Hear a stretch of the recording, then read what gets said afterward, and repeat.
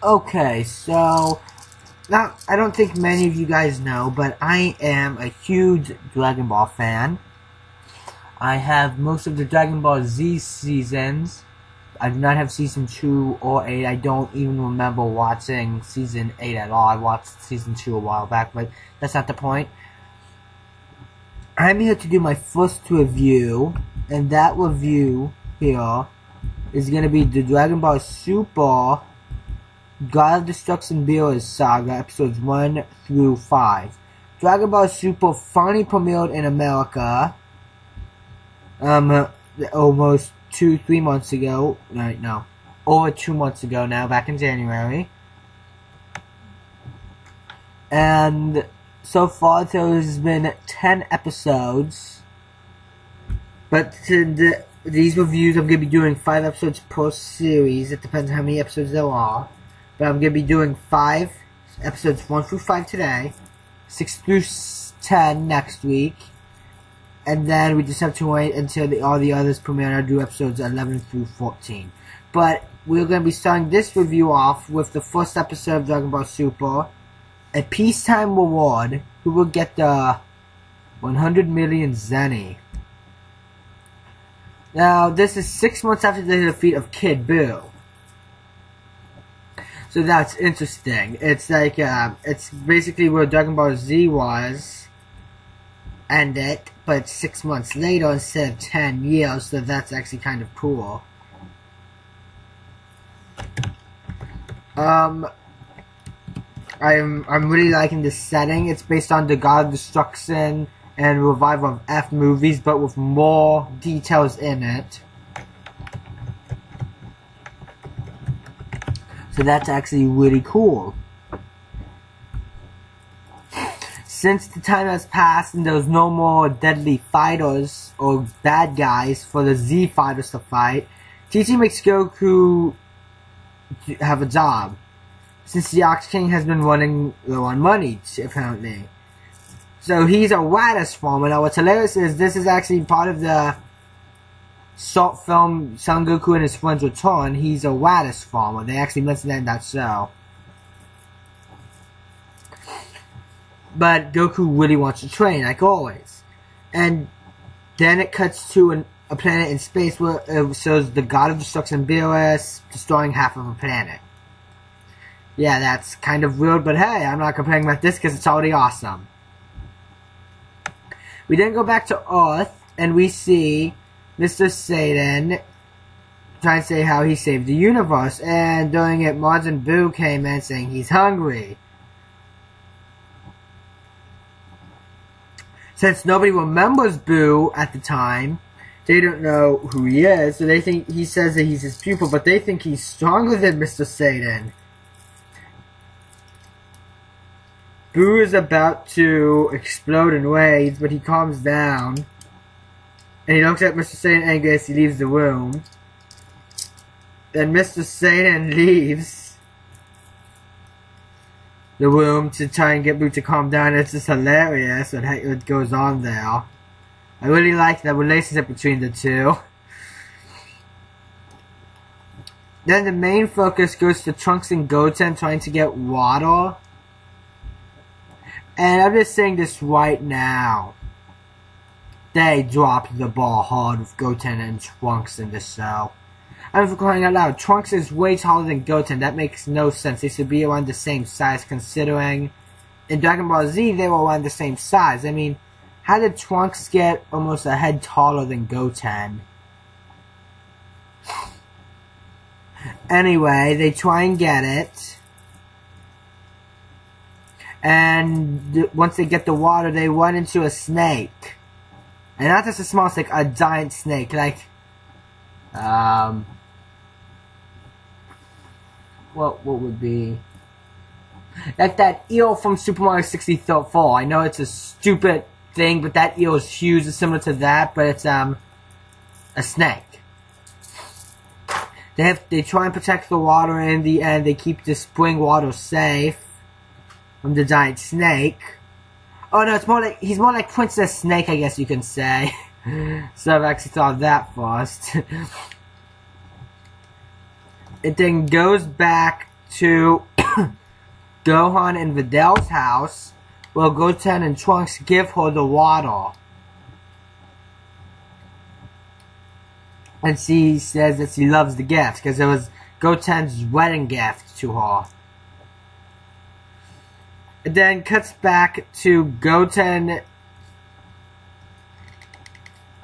and Gohan, no, not Gohan, Goku and Goten back on the Lattice Farm, and it's starting to become night here. And Mr. Saiyan comes up and offers them 100 million Zenny.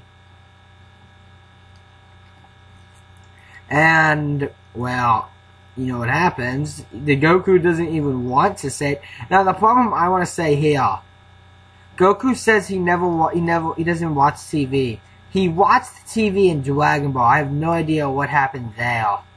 Just saying that right now. But in the end, Goten tells his dad that getting the money would actually be the right thing to do, because then the mom would let the dad train. Which means, wouldn't Goten be smarter than Goku then? Just want to bring that out right now. It's like he was able to figure that out, but Goku couldn't. Would mean he's probably smarter.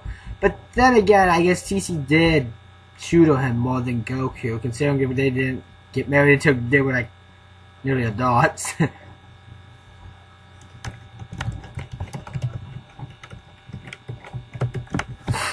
So in the end, Goku accepts it, the money. And he gives it to Chi-Chi, and she lets him go train on King Kai's planet. And then it ends on the Sacred Order of the Kais with Kabuto Kai telling old Kai that destruction is coming in the form of Beerus.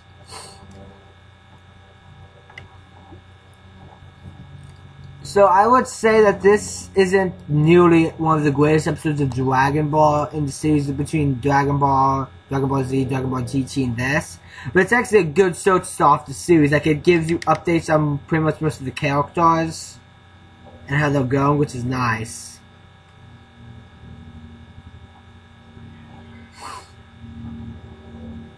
So that's actually really nice that they do it like that, because it lets you give you an update on what it does, so you actually know what's going on.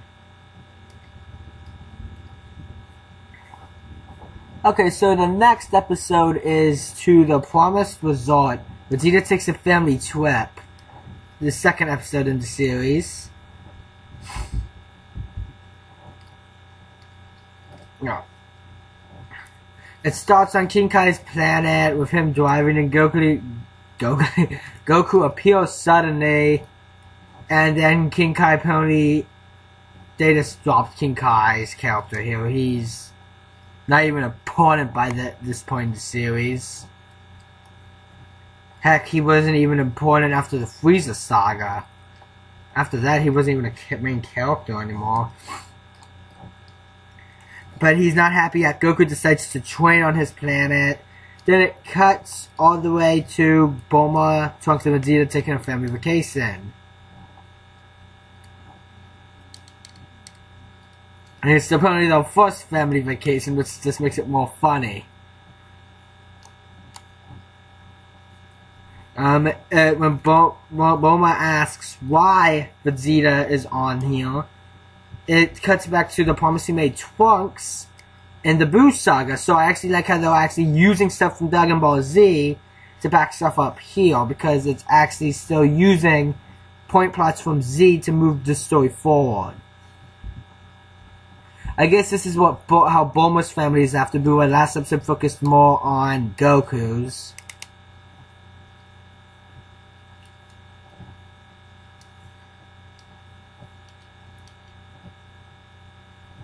And it just cuts to Vegeta trying to have fun, but he's not. Then they start eating. And they just eat a lot of stuff. Until an octopus somehow squirts on Vegeta, even though he's supposed to be dead, which I don't even know how that would work. He's dead. Explain to me how that will work, first of all, okay? So then they try and take him to a party. They notice that he doesn't look happy, and he just leaves right there then.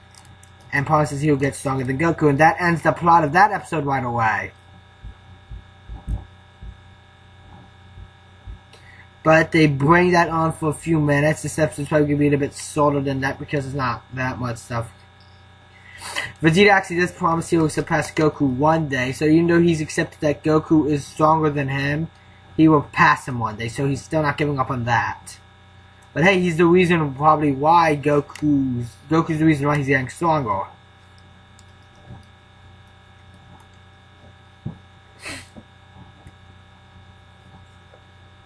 Then it cuts to a random planet in space. Yeah, they're doing this thing again for the second episode. It cuts to a guy apparently defeating a dinosaur, and Whis, Beerus' assistant, who is stronger than Beerus, believe it or not, which I don't know why he wouldn't be the god of destruction then. They try to ask him if they could try the dinosaur, and the guy refuses. The alien transforms into a bigger version. He tries to attack Beerus, but Beerus is proven that he can just defeat him without even trying.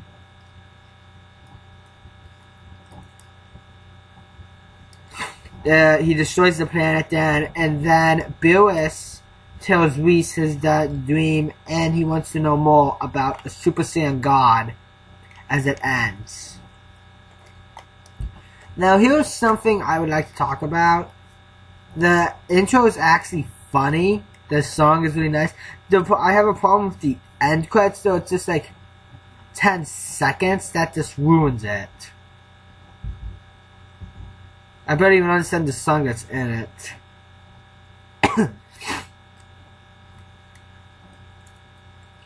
But this episode isn't nearly as hilarious as the first episode, but I still really like it. Both of these episodes get... it's on the... I guess you'd say really great scale. It's not the best I've seen so far, but it's still around the spots that's actually good.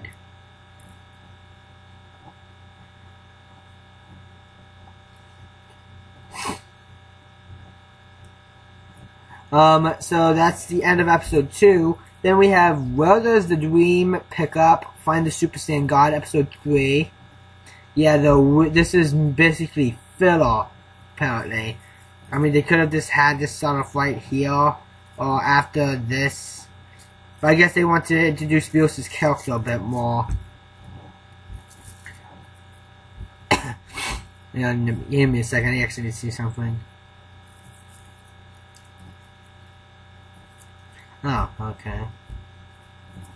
But yeah, episode 3.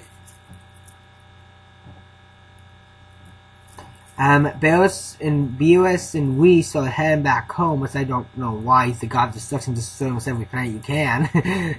I wouldn't do that, but still. He wants to know who the Super Saiyan God is still. Then it goes back to King Kai's planet. And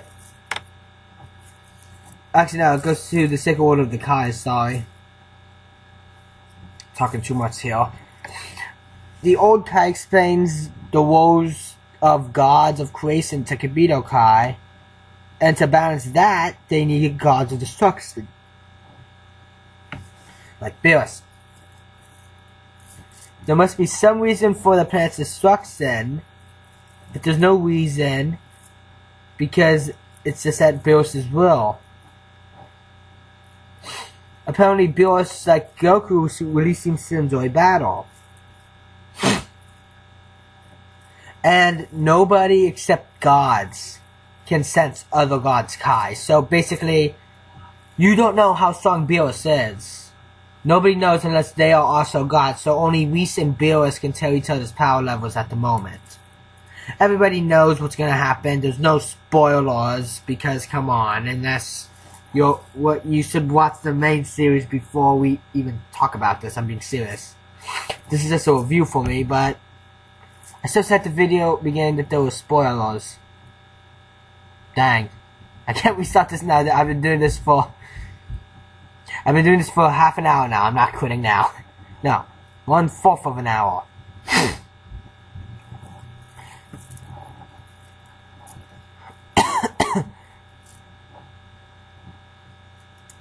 And then King Kai tells them that Goku's training on their planet. Goku asks what's going on, and then King Kai mentions about how Goku killed him, Bubbles, and Gregory with Cell. Which I just find stupid that he won't put that behind him. It was like 7.5 years ago. Back on Beerus's planet, Beerus summons something called the Oracle Fist, asks him about a Super Saiyan God. And he predicts that in 30 years, a formidable foe will appear for him to fight. So he can't remember the name. And then she says she doesn't remember, and Beerus suggests that they reduce her food from 3 to 2, and she says it's called a Super Saiyan God. And Beerus says that he remembers Frieza to destroy Planet Vegeta. And then Whis tells Beerus about how Frieza was killed by Goku. And Beerus is surprised at this. And Whis also tells him that the remaining Saiyans like Vegeta are living on Earth, to which Beerus claims to where the dinosaurs have become exterminated. Then he decides to head for King Kai's planet to ask about the Super Saiyan God, because Goku's a Saiyan, so he thinks he would know what a Super Saiyan God is. This is actually, if you think about it, actually clever.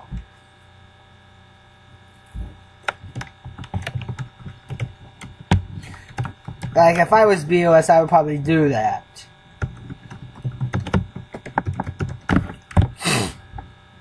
Ugh. On Earth, it actually goes to Krillin 18 and Melon, who are stuck in traffic trying to get to Bulma's birthday, which is on a cruise ship where it's at Capsule Corp in the original, which is kind of an interesting thing. So they just decide to fly there, and pretty much everyone else is already there.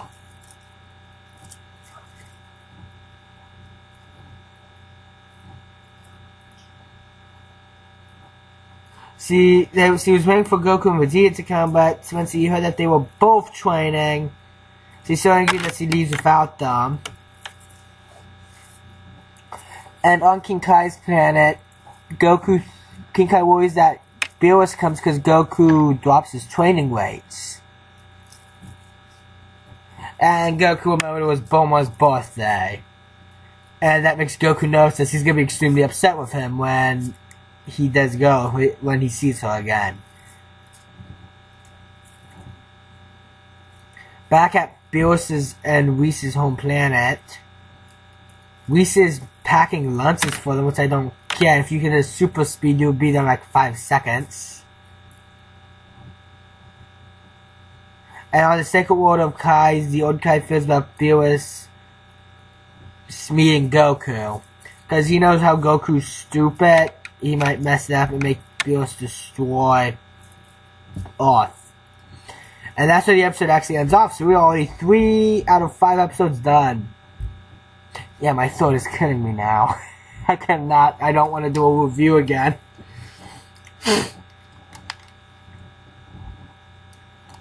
Episode 4 is Bid for the Dragon Balls, Pilaf and Cruz Impossible Mission. Oh, and episode 3, it was hard for me to watch because I barely knew what they were talking about half the time. But the fact is that they don't focus on the other characters here, like the other two. This episode is different now. It has Beerus and Whis going to the planet. King Kai is trying to get Goku to leave from his body, but Goku won't go. Everybody's enjoying the party, but while Bulma is the only one that's upset because Goku and Vegeta aren't there. Her husband and her best friend aren't there celebrating her birthday, so I understand why.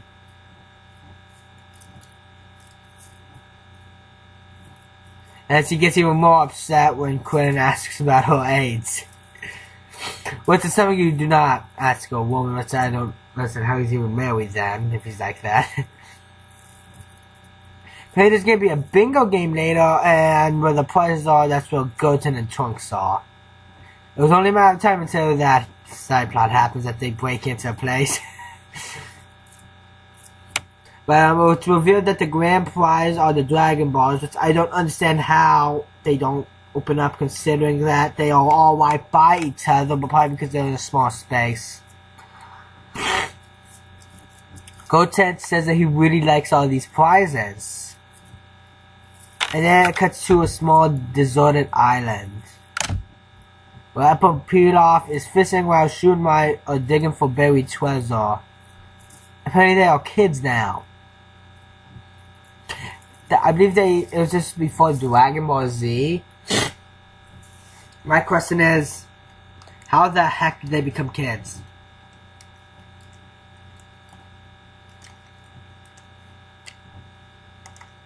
And I find it stupid. I'll get into that later. They ask him if there was really treasure there, and Pilaf says a treasure map. And Maya says it's fake. And the boat is in the worst condition it could possibly be, meaning that they can't get off the island. Why go to the island then anyway? And because the security system that hid the Dragon Balls from the Dragon Radar are off now, because so Trunks and Goten could see it, they appear on Pilaf's Dragon Radar. Which I don't even understand how he got a radar. I don't remember him getting it. And he's not smart enough to make one. And this is right as Pilaf actually finds a fish. And he drops the radar into the sea and loses the fish too. Trunks then reactivates the security system, so by the time Pilaf gets the radar, it no longer detects the Dragon Balls, and Suma might think Pilaf is crazy. But he insists that they set out for the cruise ship. And their boat begins filling with water halfway. And the shark suddenly attacks them. The trio manage to grab onto the side of the cruise ship and hang on for life. And Goten and Trunks somehow notice them. And toss them allowed to get up. Once on board, Pilaf, Mai, and Sue decide to keep quiet about their source for the Dragon Balls.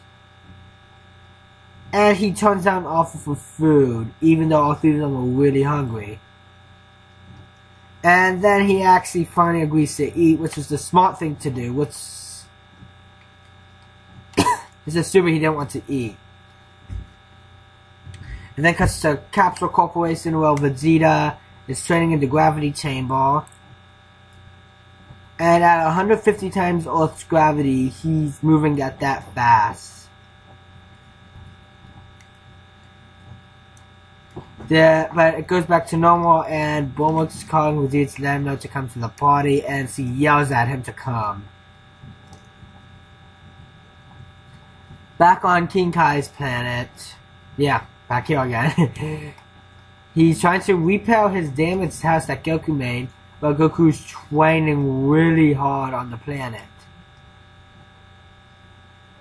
But using a huge Kamehameha at his level on King Kai's planet causes his house to collapse again.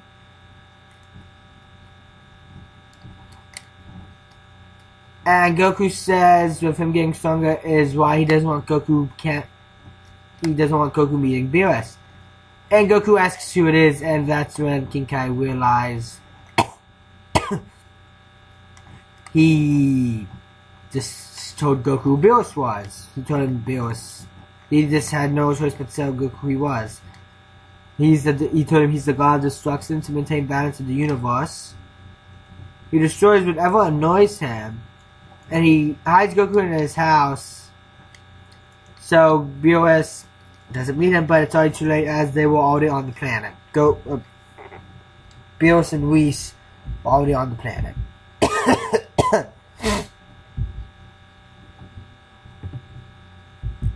Oh my, oh jeez. And now, so yeah, this episode actually is moving the plot on a little bit more, but it's still filler content. Like, I understand they have to make more stuff because they couldn't have this 3 episodes be the movie. They need to explain this more. But that's just what the problem is by having this happen so early on, like, so close together. And hey, these episodes are still good. So now, the last episode we're reviewing today. Right now, pretty much all these episodes are amazing. They're not the best, but they're like 4 out of 5 stars at best. Showdown on King Kai's World. Goku vs. Beerus the Destroyer. Now here we actually have where the movie goes into like 15 minutes in, the God of Destruction movie. Goku vs. Beerus on the planet. So that's actually good. They're actually getting into it.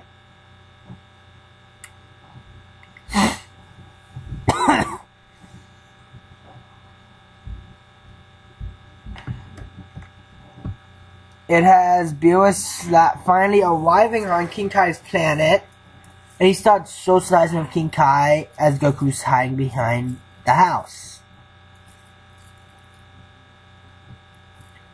King Kai offers to make Beerus food because that's what makes Beerus happy, a cat that likes food.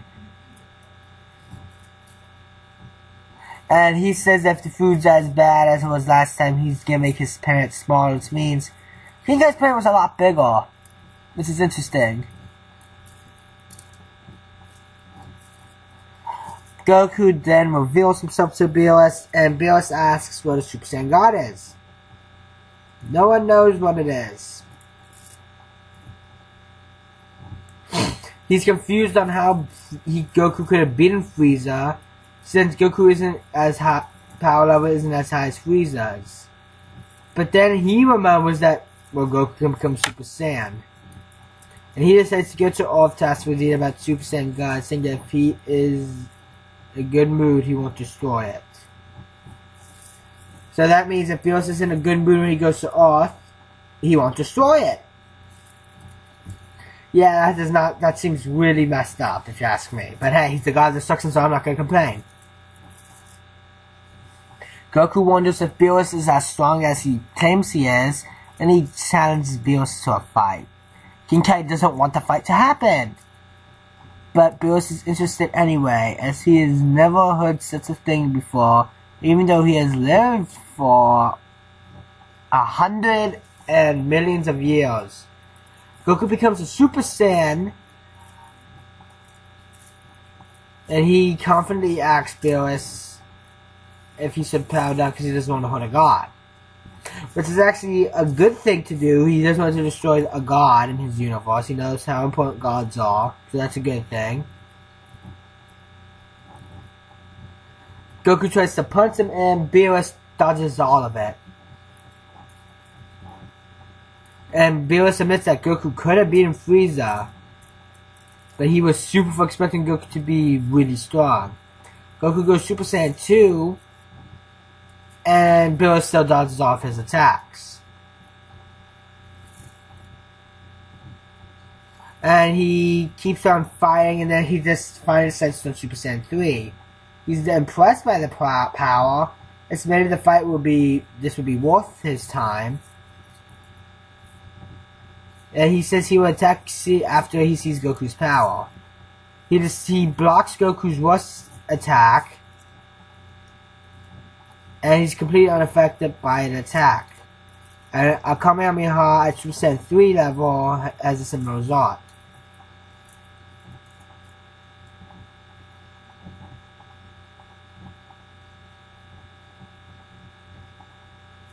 And Goku's mind is acting before, like his body's acting before his mind can.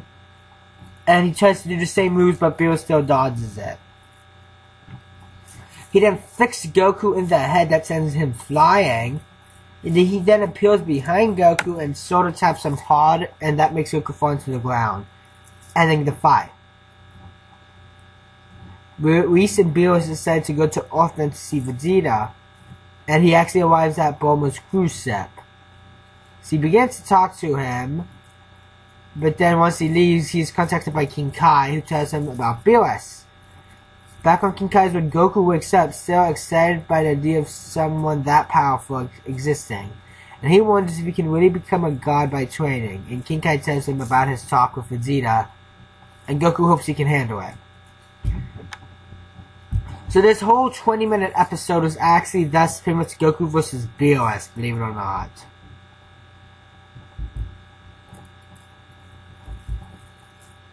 So yeah, that's that exciting considering about how 20-minute episodes just want to fight. But hey, that's what Dragon Ball Z is all about. But yeah, I'm really excited about Dragon Ball Super. And I'll see you guys next week, I guess next Saturday, for another review. I'll see you guys then.